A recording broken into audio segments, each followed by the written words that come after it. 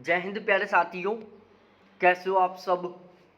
बिल्कुल मस्त होंगे, स्वस्थ होंगे और अपनी तैयारी में बहुत अच्छे तरीके से व्यस्त होंगे। आज के इस सेशन में हम बहुत ही महत्वपूर्ण टॉपिक पर डिस्कस करने वाले हैं।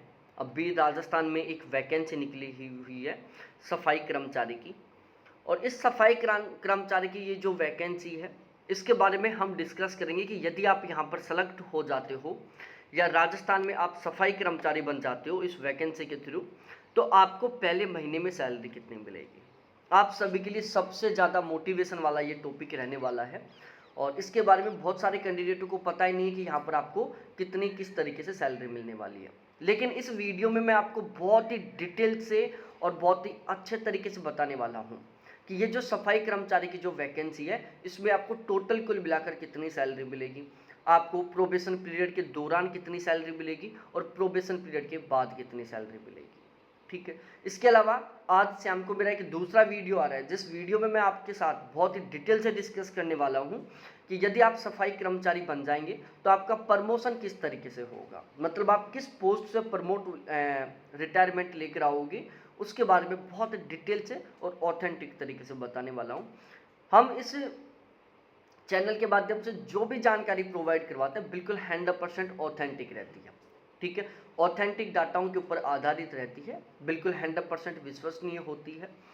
और यदि आप इस वैकेंसी से कोई भी यदि खबर आती है, कोई भी नया अपडेट आता है, हर एक अपडेट से आप सबसे पहले अपडेट रहना चाहते हो, तो प्लीज़ एक बार इस चैनल को जरूर सब्सक्राइब कर लें, क्योंकि इस चैनल के माध्यम से मैं इस सफाई कर्मचारी की भर्ती के संबंध में आपको हर एक महत्वपूर्ण जानकारी प्रोवाइड करवाऊंगा। सबसे पहले हम बात करें, ये जो सफाई कर्मचारी की वैकेंसी है, इसमें जब आप सेलेक्ट होंगे तो आपकी जो पोस्ट है वो 1800 ग्रेड पे की रहेगी। कितनी, यहाँ पर एक एक्स्ट्रा लग गई है, टाइपिंग मिस्टेक हो गया, बाकी ये 1800 है। 1800 आपका ग्रेड पे रहेगा, पे बैंड फर्स्ट रहेगा, लेवल फर्स्ट में आएगी। पे स्केल आपका 5200 रुपये से लेकर 20200 रुपये तक रहेगा। अब हम बात करें बेसिक पे के बारे में, तो आपका जो बेसिक पे वो 18,000 रुपये से लेकर 56,900 रुपये तक रहेगा। तो मैं एक बार रिपीट कर देता हूँ भाई, आप यदि राजस्थान में सफाई कर्मचारी बनते हैं तो आपका जो बेसिक पे वो कितना रहेगा, 18,000 रुपये से लेकर 56,900 रुपये तक रहेगा। और एक तरीके से जो आपकी सैलरी का बेस है वो यही है, आपको कितनी सैलरी मिलेगी, आपके अकाउंट में कितनी सैलरी आएगी, आपका सैलरी किस तरीके से बढ़ेगा, ये डिपेंड करेगा केवल और केवल बेसिक पे के ऊपर। ठीक है, अब यहाँ से ये तो आपको समझ में आ गया होगा कि आपकी कम से कम 18,000 सैलरी रहने वाली, मतलब इससे कम किसी भी कंडीशन में आपकी सैलरी नहीं रहने वाली। अब इसके ऊपर आपको अलग अलग तरीके के अलाउंसेज मिलेंगे। अब आप सोचो एक बात, जब बाहर सेक्टर की बात करो कि आप इस गवर्नमेंट जॉब में नहीं लगते हो, बाहर कहीं पर सफाई का काम करते हो, कोई भी कैंडिडेट आपको 10,000 रुपये से ज़्यादा नहीं देगा, जिसमें वर्कलोड बहुत ज़बरदस्त तरीके से रहेगा, बहुत ज़बरदस्त तरीके से वो आपको अलग अलग तरीके के काम करवाएगा। यहाँ पर आपके लिमिटेड फिक्स काम रहेंगे, आपको एक लिमिटेड एरिया रहेगा और एक फिक्स ड्यूटी हावर्स रहेगा, उसमें आप अपना काम करोगे, बाकी फ्री, और बहुत अच्छी खासी सैलरी मिलने वाली है। ध्यान रखना, जितनी सैलरी एक राजस्थान पुलिस कांस्टेबल को मिलती है, जितनी सैलरी एक एलडीसी को मिलती है, ठीक है ना, उतनी ही सैलरी आपको मिलने वाली है। एक एलडीसी होता है ना, बाबू, बाबू कितनी सैलरी मिलेगी आपको, एक पुलिस कांस्टेबल कितनी सैलरी मिलेगी आपको, लगभग एक पटवारी कितनी सैलरी मिलेगी आपको। तो सैलरी कम नहीं बल्कि बहुत अच्छी खासी मिलने वाली है आपको यहाँ पर।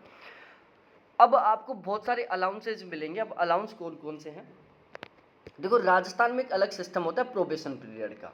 जब आपकी ज्वाइनिंग होती है, सपोज डेट आज आपकी ज्वाइनिंग हुई, तो जस्ट अगले 2 साल है वो आपको प्रोबेशन पीरियड में निकालने होंगे। अब चाहे आप असिस्टेंट प्रोफेसर बनो राजस्थान में, चाहे आप राजस्थान में एसडीएम बनो, चाहे आप सफाई कर्मचारी बनो, ये प्रोबेशन पीरियड का जो सिस्टम वो सभी के साथ लागू होता है। इस प्रोबेशन पीरियड में क्या होता है कि आपको जो रियल सैलरी वो नहीं मिलती, गवर्नमेंट आपको नाम मात्र सैलरी प्रोवाइड करवाती है, बिल्कुल नाम मात्र सैलरी। ठीक है, और प्रोबेशन पीरियड में आपको किसी भी तरीके का कोई अलाउंस नहीं देती, किसी तरीके का कोई एक्स्ट्रा से कोई भत्ते नहीं देती। ठीक है, किसी तरीके से कोई सैलरी में इंक्रीजमेंट नहीं करती, सैलरी को भी नहीं बढ़ाती है, वो जितनी फिक्स है केवल उतना सैलरी देता है। यहाँ पर आपको प्रोबेशन पीरियड के दौरान मिलने वाला है 14,500 रुपये। ठीक है, 2 साल तक आपको महीने के 14,500 रुपये मिलेंगे। इसमें आपके 2900 रुपये कट जाएंगे। जीपीएफ का कटेगा, एसआई का कटेगा और आरजीएचएस का कटेगा। जीपीएफ और एसआई ये जो दोनों अमाउंट कटे ना, जब आप रिटायरमेंट लेके आओगे ना, तो उस दौरान ब्याज सहित आपको वापस मिल जाएंगे। ठीक है, उस टोटल अमाउंट में से थोड़ा बहुत अमाउंट बचा लेंगे, जो आपको फिर बाद में पेंशन के रूप में देते रहेंगे। ठीक है, तो ये 2900 रुपये किसके कटे हैं? इसमें से लगभग 650 रुपये आपके आरजीएचएस के भी कटेंगे, जिसमें आपको और आपकी कंप्लीट फैमिली को बिल्कुल फ्री मेडिकल फैसिलिटी मिलेगी। ठीक है ना भाई, जो एक एसडीएम को फैसिलिटी मिलती है वो सारी की सारी मिलेंगी लगभग आपको। ठीक है, तो यहाँ पर आपको क्या मिलने वाला है? आरजीएचएस जो 650 रुपये कटेंगे महीने के, इससे आपको और आपकी पूरी फैमिली को बिल्कुल फ्री मेडिकल फैसिलिटी। यदि कोई ऐसी ट्रेजेडी हो जाती है कि आपके किसी फैमिली मेंबर के इलाज में 2 करोड़ रुपए का खर्चा आ रहा है, तो वो 2 करोड़ का खर्चा भी गवर्नमेंट उठाएगी। इतना गजब का मेडिकल फैसिलिटी मिलेगा। ठीक है, तो 2900 रुपये ये कट जाएंगे, तो टोटल आपकी सैलरी रहेगी 11,600 रुपये, जो आपके अकाउंट में ट्रांसफर होगी 2 साल के लिए। ठीक है, हर महीने 11,600 रुपये आपको 2 साल तक मिलेंगे। अब ये 11,600 रुपये तो बहुत कम अमाउंट है, बिल्कुल सही है। प्रोबेशन पीरियड के दौरान हर किसी को इतना ही मिलता है, लगभग बहुत कम मिलता है। अब जैसे 2 साल के बाद आपका प्रोबेशन पीरियड कंप्लीट होगा, तो फिर आपको रियल वाली सैलरी मिलना शुरू हो जाएगी। 2 साल के बाद आपका जो बेसिक सैलरी है वो रहने वाला है 19,100 रुपये। तब तक डीए है, जो महंगाई भत्ता है वो 60% तक पहुंच जाएगा। फिलहाल में जो महंगाई भत्ता है उसकी रेट है 50%। ठीक है भाई, दिन प्रतिदिन महंगाई बढ़ती जा रही है, तो गवर्नमेंट आपको महंगाई भत्ता देती है। फिलहाल में 50% है। साल में 2 बार बढ़ता है, एक बार जनवरी में और एक बार जून जुलाई में बढ़ता है। एवरेज 5% से लेकर 8% के बीच में महंगाई भत्ता बढ़ता है। ठीक है, हम ये मान के चल रहे हैं कि 2 साल में केवल 10% बढ़ा, तो आपका डीए कितना हो गया? 60% हो गया। तो 2 साल बाद में डीए के मिलेंगे आपको कम से कम 11,460 रुपये। ठीक है, और यहाँ पर ये एचआरए का 20% अमाउंट है, यहाँ पर ये 30% लिखा हुआ है, बाकी 20% है, क्योंकि राजस्थान में या तो आपको 10% एचआरए मिलेगा या आपको 20% एचआरए मिलेगा। एचआरए का मतलब है आपको रहने के लिए मकान का किराया। ठीक है, तो आपको 20% के अकॉर्डिंग आपकी जो बेसिक सैलरी है ना, उसका 20% या फिर इसका 10%, इसके अकॉर्डिंग आपको एचआरए मिलेगा। अब यदि आप राजस्थान के जो बड़े शहर है, जैसे जयपुर हो गया, जोधपुर हो गया, उदयपुर हो गया, कोटा हो गया, इनमें यदि आपकी पोस्टिंग होती है तो आपको एचआरए 20% के अकॉर्डिंग मिलेगा। यदि इनके अलावा किसी भी डिस्ट्रिक्ट में आप काम करते हो, चाहे गांव में काम करो, वहां पर आपको एचआरए केवल 10% मिलेगा। तो यदि आपकी पोस्टिंग जो राजस्थान के टॉप 5 डिस्ट्रिक्ट है इनमें रहती है, तो आपको 20% एचआरए मिलेगा, मतलब 3820 रुपये मिलेंगे। और यदि बाकी के एरिया में रहता है तो आपको कितना मिलेगा? 1910 रुपये मिलेगा। ज़्यादातर कैंडिडेटों को 1910 रुपये एचआरए मिलेगा महीने का। ठीक है, कुछ कैंडिडेट होंगे जिनकी पोस्टिंग इन 5 डिस्ट्रिक्ट में हो जाएगी, उनको 3820 रुपये मिलेगा। तो इन सभी को मिलाकर आपकी पहले महीने की ग्रोस सैलरी कितनी बनी? 34,380 रुपये बनी। अब इसमें डिडक्शन हुआ, कटौती हुई। सबसे पहले आपका जीपीएफ कट गया 1450 रुपये, एसआई के कट गई 800 रुपये। अब ये जो 1450 और 800 रुपये कटे हैं ना, ये विद इंटरेस्ट के साथ आपको वापस मिल जाएंगे जब आप रिटायरमेंट लेकर आओगे। ठीक है, जब आप रिटायरमेंट लेके आओगे ना, तो विद इंटरेस्ट के साथ ये आपको वापस मिल जाएंगे। आरजीएचएस के आपको 650 रुपये कटेंगे, तो इस तरीके से टोटल कटौती हो जाएगी 2900 रुपये की।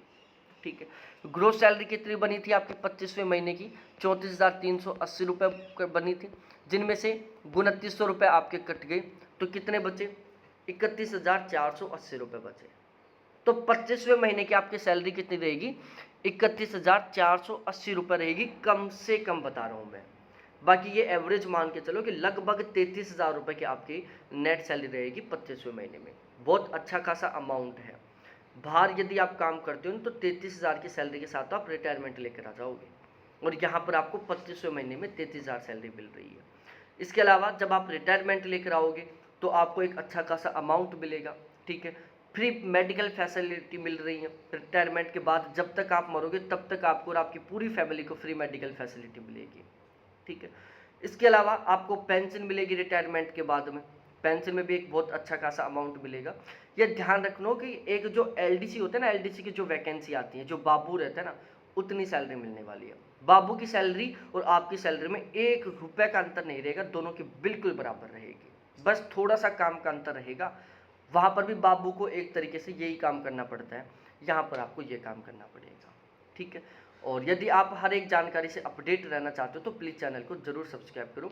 बहुत बहुत धन्यवाद आप सभी को देखने के लिए, थैंक्स बाय। और अपने सभी उन साथियों के साथ भी भेज दो एक बार इस वीडियो, ताकि उनको भी पता चल जाए कि यहाँ पर कितनी सैलरी मिली।